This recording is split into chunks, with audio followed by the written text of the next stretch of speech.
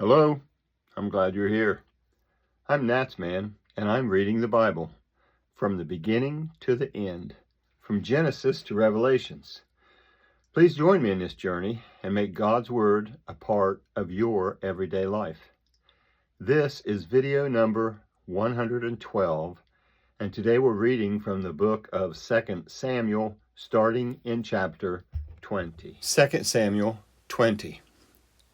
There happened to be there a wicked fellow, whose name was Sheba, the son of Bichri, a Benjamite, and he blew the trumpet, and said, We have no portion in David, neither have we inheritance in the son of Jesse. Every man to his tents, Israel. So all the men of Israel went up from following David, and followed Sheba, the son of Bichri. But the men of Judah joined with their king from the Jordan even to Jerusalem. David came to his house at Jerusalem, and the king took the 10 women, his concubines, whom he had left to keep the house, and put them in custody, and provided them with sustenance, but didn't go into them. So they were shut up to the day of their death, living in widowhood. Then the king said to Amasa, Call me the men of Judah together within 3 days, and be here present. So Amasa went to call the men of Judah together, but he stayed longer than the set time which had been appointed to him. David said to Abishai, Now Sheba, the son of Bichri, will do us more harm than Absalom did. Take your Lord's servants and pursue after him, lest he get himself fortified cities and escape out of our sight. Joab's men went out after him with the Cherethites, the Pelethites, and all the mighty men, and they went out of Jerusalem to pursue Sheba the son of Bichri. When they were at the great stone which is in Gibeon, Amasa came to meet them. Joab was clothed in his apparel of war that he had put on, and on it was a sash with a sword fastened on his waist in its sheath. As he went along, it fell out. Joab said to Amasa, It is well with you, my brother. Is it well with you, my brother?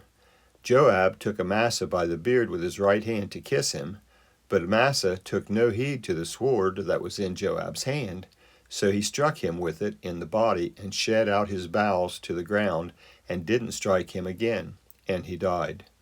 Joab and Abishai his brother pursued Sheba the son of Bichri. One of Joab's young men stood by him and said, He who favors Joab, and he who is for David, let him follow Joab.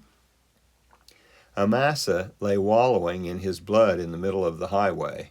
When the men saw that all the people stood still, he carried Amasa out of the highway into the field, and cast a garment over him when he saw that everyone who came by him stood still. When he was removed out of the highway, all the people went on after Joab to pursue Sheba the son of Bichri. He went through all the tribes of Israel to Abel, to Beth-maachah, and all the Berites. They were gathered together and went also after him. They came and besieged him in Abel of Beth-maachah, and they cast up a mound against the city, and it stood against the rampart, and all the people who were with Joab battered the wall to throw it down. Then a wise woman cried out of the city, Hear, hear, please say to Joab, Come near here, that I may speak with you. He came near to her, and the woman said, Are you Joab? He answered, I am. Then she said to him, Hear the words of your servant. He answered, I'm listening. Then she spoke, saying, They used to say in old times, They shall surely ask counsel at Abel, and so they settled a matter. I am amongst those who are peaceable and faithful in Israel. You seek to destroy a city and a mother in Israel. Why will you swallow up the Lord's inheritance?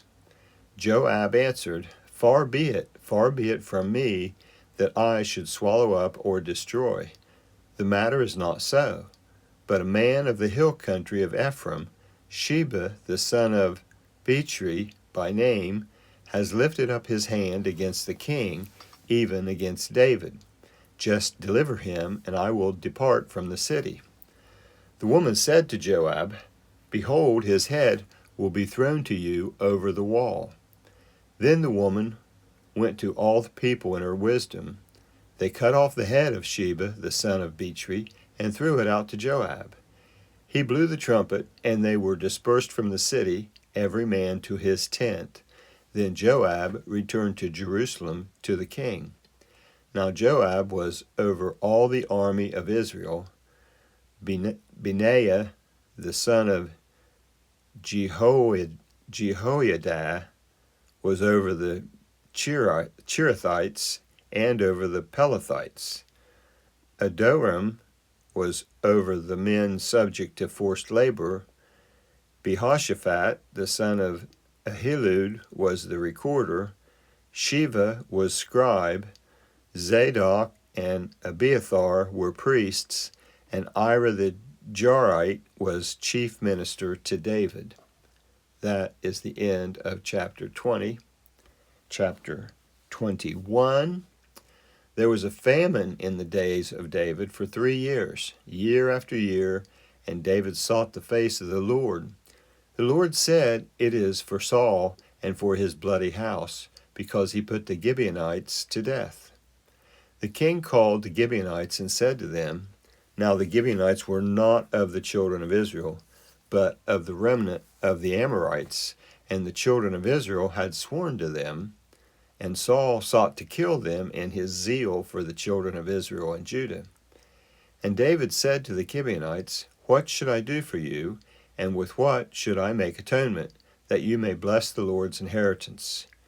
The Gibeonites said to him, It is no matter of silver or gold between us and Saul or his house, neither is it for us to put any man to death in Israel. He said, I will do for you whatever you say. They said to the king, The man who consumed us and who plotted against us, that we should be destroyed from remaining in any of the borders of Israel, let 7 men of his sons be delivered to us, and we will hang them up to the Lord in Gibeah of Saul, the chosen of the Lord. The king said, I will give them. But the king spared Mephibosheth, the son of Jonathan, the son of Saul, because of the Lord's oath that was between them, between David and Jonathan, the son of Saul. But the king took the 2 sons of Rizpah, the daughter of Aiah, whom she bore to Saul, Armoni and Mephibosheth, and the 5 sons of Merab, the daughter of Saul, whom she bore to Adriel, the son of Barzillai, the Meholathite. He delivered them into the hands of the Gibeonites, and they hanged them on the mountain before the Lord, and all 7 of them fell together. They were put to death in the days of harvest, in the first days at the beginning of barley harvest. Rizpah, the daughter of Aiah, took sackcloth and spread it for herself on the rock from the beginning of harvest until water poured on them from the sky. She allowed neither the birds of the sky to rest on them by day, nor the animals of the field by night. David was told what Rizpah, the daughter of Aiah, the concubine of Saul, had done. So David went and took the bones of Saul and the bones of Jonathan his son from the men of Jabesh Gilead, who had stolen them from the street of Bethshan, where the Philistines had hanged them in the day that the Philistines killed Saul in Gilboa. And he brought up from there the bones of Saul and the bones of Jonathan his son. They also gathered the bones of those who were hanged. They buried the bones of Saul and Jonathan his son in the country of Benjamin in Zelah, on the tomb of Kish his father, and they performed all that the king commanded. After that, God answered prayer for the land. The Philistines had war again with Israel, and David went down, and his servants with him, and fought against the Philistines. David grew faint, and Ishbi-benob, who was of the sons of the giant, the weight of whose spear was 300 shekels of bronze in weight, he being armed with a new sword, thought he would kill David. But Abishai, the son of Zeruiah, helped him, and struck the Philistine and killed him. Then the men of David swore to him, saying, "Don't go out with us to battle any more, so that you don't quench the lamp of Israel." After this, there was again war with the Philistines in Gob.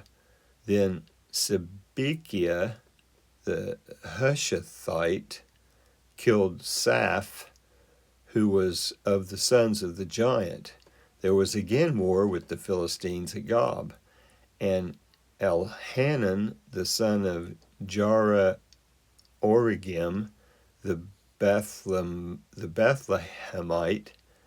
killed Goliath, the Gittite's brother, the staff of whose spear was like a weaver's beam.